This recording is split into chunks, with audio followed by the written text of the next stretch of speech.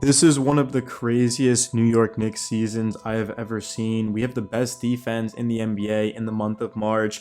The Warriors are coming off of a 128 to 121 victory over the Lakers, and they only scored 112 at home against the Knicks without our best defender, arguably our best two defenders, Mitchell Robinson and OG. Miles McBride's definitely up there. I mean, you can make a strong case for him. And speaking of McBride, let's just talk about him right away because he dropped 29 points, a career high, got the start. McBride only sat for, a minute and a half in this game. He was just locked in. We don't win without him. He kept us in this right away. Brunson did finish the game with 34 points, but he didn't really do anything in the first quarter. It was Miles McBride, 9 of 13, 29 points. Also added in a steal. Of course, McBride playing 47 minutes, Hart playing 48 minutes. These guys are doing a lot of defense on Steph Curry. The fact that they were able to produce such good statistics and keep Steph out of his rhythm speaks a lot about this team and the way they're defending right now. Steph did have 27 on 8 of 20 from the field. It seemed like he was off the entire game. That's honestly a bad game for Steph at this point. He's one of the best to ever do it. But that's simply why we won this game. We just wanted it more. We got after it. We rebounded the ball. We were efficient. We were 17 of 20 from the free throw line. From 3, 14 of 37. We'll take that. From the field, 48.4. But overall, it truly is the defense. I mean, the Warriors, they did finish with pretty good splits as well. They were 47, 39, 78. But it was down the stretch of this game that the Knicks just did enough to win. We did get outscored in the fourth and the second quarter, but all we had to do was just not let it get too away from us, and that's exactly what happened. It was sort of just back and forth in that fourth quarter. I would say the game ball definitely would go to Miles McBride tonight. I'd give another one to Isaiah Hartenstein. Decided to go with these two guys in the thumbnail. 13 points for Hartenstein, 10 rebounds, 4 assists, 2 steals, 1 block. Just stuffed the stat sheet. But the most important statistic isn't even anything I just named. It's the 26 plus in the plus and minus. Hartenstein overall, whenever he was on the court, we were dominating. He was there to start the game, of course, then he comes back and we were giving up a run, and then we were able to limit it and get on our own mini run. Jalen Brunson, the final game ball, 34 points in 35 minutes, was efficient, 12 of 25. Brunson's 3 was not on in this game, but he still was 7 of 8 from the free throw line, gave us 7 assists. 7 assists, 5 rebounds. Brunson did have 3 turnovers. It seemed like all 3 of his turnovers came at the end of this game. They were kind of just sloppy passes. Brunson, to me, should be in the MVP conversation. I think he should be in the All-NBA first team conversation. I mean, Brunson, it's impressive enough that he's 6'2" doing this. I mean, how many players in NBA history at 6'2" are able to do what Jalen Brunson does? I mean, I truly think he can be a number 1 option on a championship team. It's just the second and the third and the fourth option. What are we going to get to them? Can we get consistency? Imagine if Randall had been consistent last playoffs. I know he was hurt. I get it. I'm not here to beat up on Randall. If Randall is himself in the playoffs, we've got a new supporting cast. We've got DiVincenzo. We've got Boyan. We've got Burks, of course.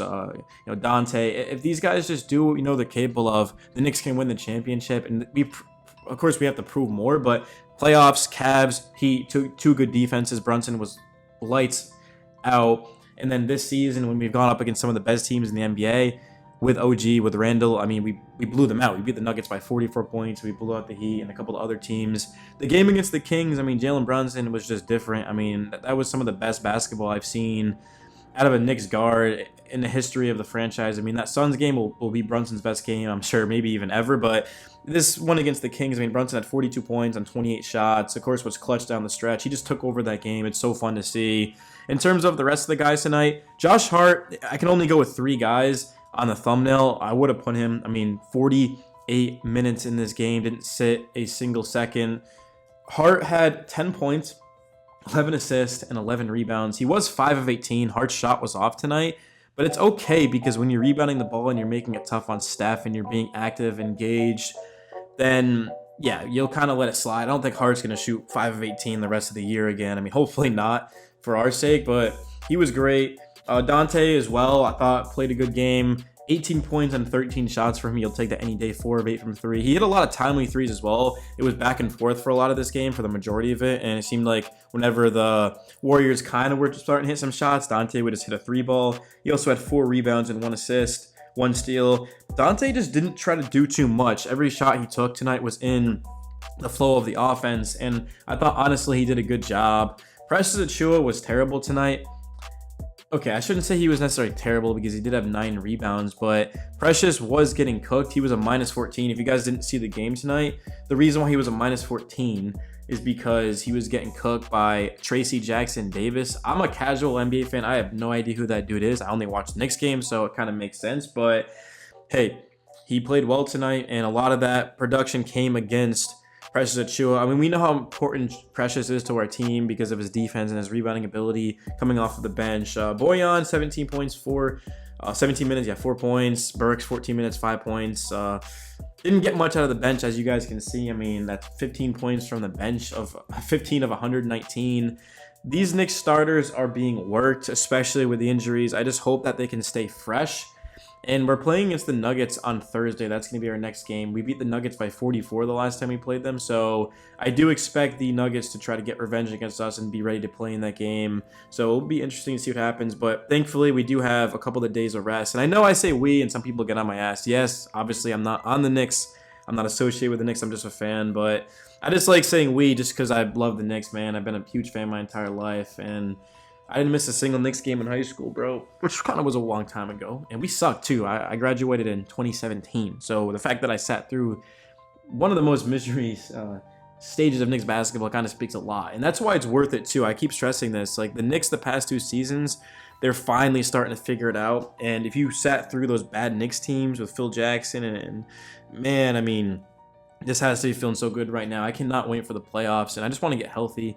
I mean, there hasn't even been a timetable for Julius Randle. Mitchell Robinson, I haven't really checked on him of late, but I just feel like a fully healthy Knicks team has the most depth in the NBA, probably outside of Boston. I think we're truly the only team that, I'm not going to say we're the only team that can beat Boston, because I do think that Milwaukee and Denver and maybe a couple other teams could be able to challenge them, but I just feel good where we're at. And I'm obviously biased, but it's just so much fun, man, watching the Knicks games. I mean, it's been a long time since I've been just sitting down every night watching the Knicks and just feeling excited and thinking about it all day. I know last season, like I said, we were a good team. We ended up making the playoffs and getting out of the first round, but I just knew personally that Knicks team didn't have enough on it to be able to win a championship, but I feel like we do now. And how many times did we hear Jalen Brunson can't do it as the number 1? He's too small, he's undersized, and all this talks about how we're just not good enough. And I mean, top to bottom, I love this roster. Like, imagine Jalen Brunson, Dante DiVincenzo, OG Anunoby, Julius Randle, Mitchell Robinson with Hartenstein and Hart and McBride and Boyan and Chua and like these boys coming off the bench. Like, it's gonna be so much fun, man. And it's your boy Knicks Daily. Smash the like button if you guys enjoyed today's video. Subscribe if you're new, and I'll see you in the next one. Oh yeah, one more thing. I know a lot of you guys probably aren't too familiar with YouTube. The reason why I don't show more highlights from the game tonight is due to copyright. I can only show 30 seconds at max per game. Also, I made this right after the game, so that's why as well you guys aren't seeing the highest quality clips, just because I'm going off the Knicks Twitter.